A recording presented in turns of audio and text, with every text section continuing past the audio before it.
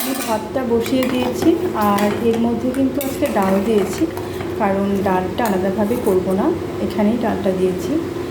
আর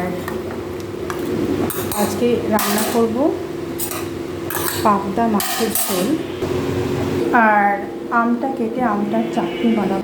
আমটাকে আমি piece piece করে কেটে নিলাম, এবার ধুয়ে নিয়ে আমের চাটনিটা আগে বসিয়ে দেবো, তারপর কিন্তু আমি মাছটা করব।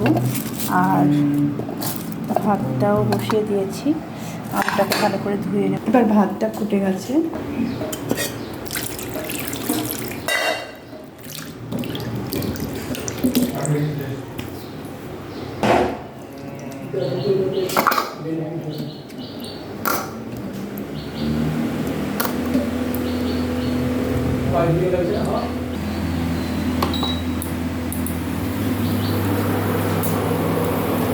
এরপর আমের চাটনিটাকে আমি ইন্ডাকশানে বসানোর জন্য এখানে তেল দিয়ে দিলাম, তারপরে দিচ্ছি শুকনো লঙ্কা, আর দিচ্ছি একটু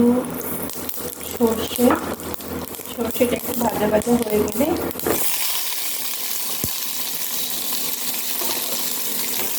আম দিয়ে দিলাম। এরপর দিয়ে দিতে পরিমাণ মতো লবণ আর হলুদ।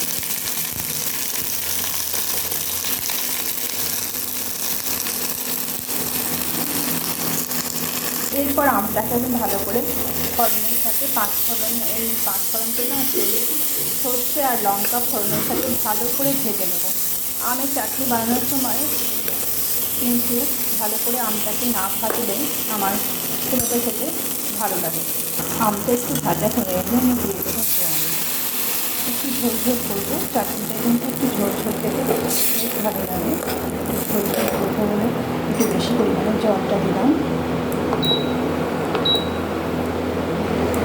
এরপর চাটনিটা ওইদিকে হতে হতে আমি পাবদা মাছটা ভালো করে ধুয়ে নেব। মাছগুলো ধুয়ে লবণ হলুদ মেখে নেব।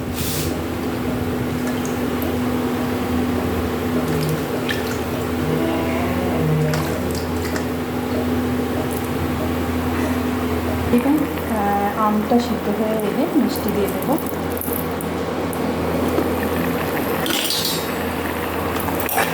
আমটা সিদ্ধ হয়ে গেছে, তাহলে কিন্তু আমের চাটনিটা হয়ে যাবে।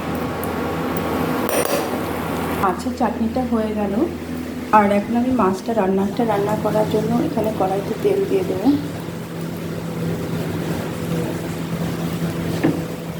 আচ্ছা, এরপর মাছের মধ্যে আমি দিয়ে দেবো পরিমাণ মতো লবণ, পরিমাণ মতো হলুদ, আর বেটে রাখা মশলাটাও কিন্তু আমি এখানে মেখে নেব।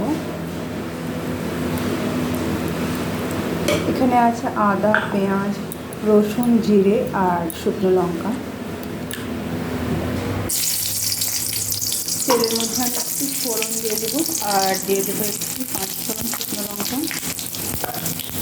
এখানে একটু লবণ দিয়ে দেবো, একটু মনে হচ্ছে লবণটা একটু কম হবে। ভালো করে মাছগুলোকে মেখে নিয়ে মশলার সাথে একেবারে আমি তেলের মধ্যে দিয়ে দেবো। তেলটা এদিকে গরম হয়ে গেছে,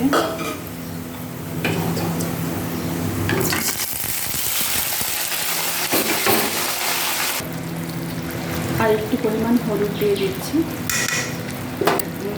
মশলা মাখানো যে জলটা সেটাও দিয়ে দিলাম।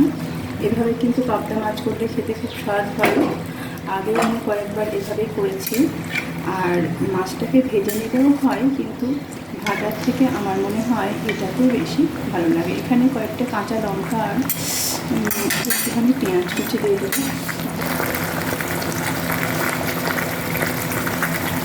একটু রসুন কেটে করা দিয়ে দেবো, তারপর এটাকে অল্প আঁচে আমি বসিয়ে দেবো। এরপর সামান্য একটু দই আমি এখানে নেব, ভালো করে এটাকে ফেটিয়ে নেব।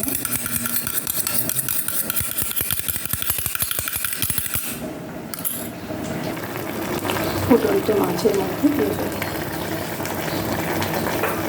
এটা অনেকটা ওই দই ইলিশের মতো হয় খেতে, আর ভেজে মাছটা রান্না করার চাইতে কিন্তু এটা করলে খেতে কিন্তু অনেকটাই স্বাদ বেশ উন্নত মানের হয়।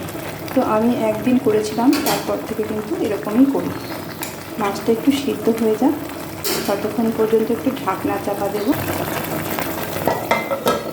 মা, মাছটা সিদ্ধ হয়ে গেলে তোমাকে কিন্তু খাবার দিয়ে দেবো। মাছটা হয়ে যাচ্ছে, মাছটা একটু তুলে মাকে দিয়ে দেবো।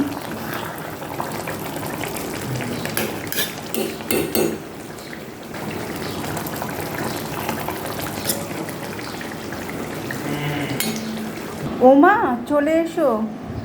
আজকে পাবদা মাছ আর আমের চাটনি আর ভাত, তুমি খেয়ে নাও। আর ছিল ঘরের পাতা টক দই।